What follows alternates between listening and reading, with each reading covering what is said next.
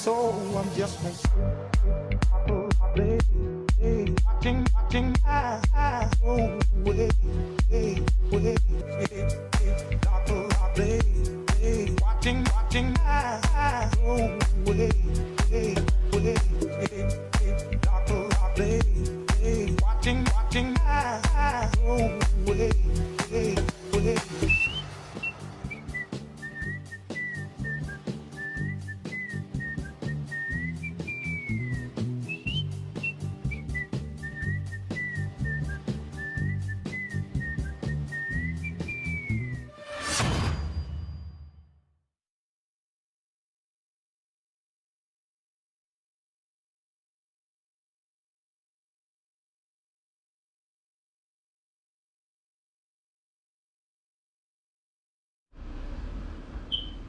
Welcome back, welcome back, welcome back. Hey guys, I'm back with another one. This time we're gonna do a wine that I put together. This is one of those special blends that I had in my intro. This one is based off of a wine that's called Panty Dropper wine.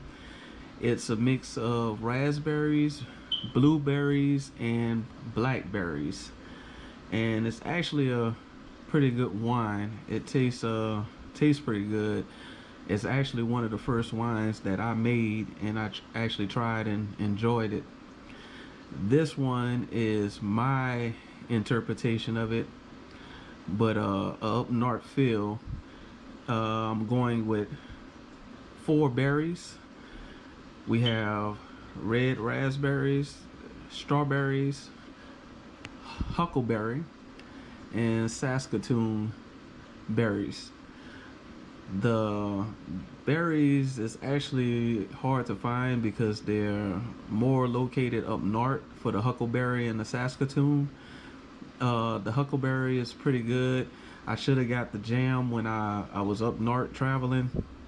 I didn't pick it up, so I ordered it off Amazon. So the item that you see over here, the huckleberry syrup, is actually a pretty natural product. It only has huckleberry, pectin, and lemon and sugar up in there just to preserve it. Same thing goes for the Saskatoon. Both of them have the same ingredients as far as lemon, pectin, and sugar, and the berry juice itself. And like I said, I just wanted to bring my own unique blends to the channel so you guys can see that there's many different things that you can do with fruits, many fruit combinations that you can put together. And we're going to go over the amount that we're going to put up in here. For this recipe, I'm using 2 pounds of red raspberries, using 2 pounds of strawberries, 12 ounces of huckleberry syrup, 12 ounces of Saskatoon berry syrup.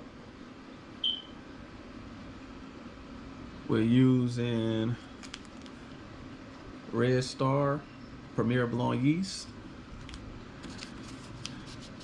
Great Value black tea for the tannin,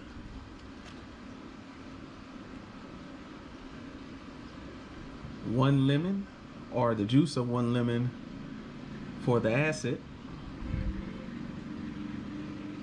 using brown sugar just to give it a little different flavor, and we're also using white sugar. Now for the sugar, guys, we're starting off with 1 pound of sugar and half a pound of brown sugar. I want to see how the OG gravity comes out between these 4 items being put together up in the mix. So I'm going to get a hydrometer reading and check that out, but I am shooting for a reading of about 1.090. So that should give us a potential alcohol of about 13%, around that area for ABV. But we also have our water, our gallon of water in the background over here, and our pectic enzyme to help clear this up, guys. Well, enough being said, we go get this done. Hopefully this be a very, very delicious blend by the time everything is finished. It's gonna take us a year for this process to get the flavor that we want. So I'm just giving you guys a heads up. I think I forgot to mention that up in the Java Plum video. A lot of these I'm gonna let age no less than a year. So that's why I'm gonna have part 2s and maybe part 3s, just depending on where I'm at up in the process. But anyway, enough being said, let's get to it. We're gonna have a lot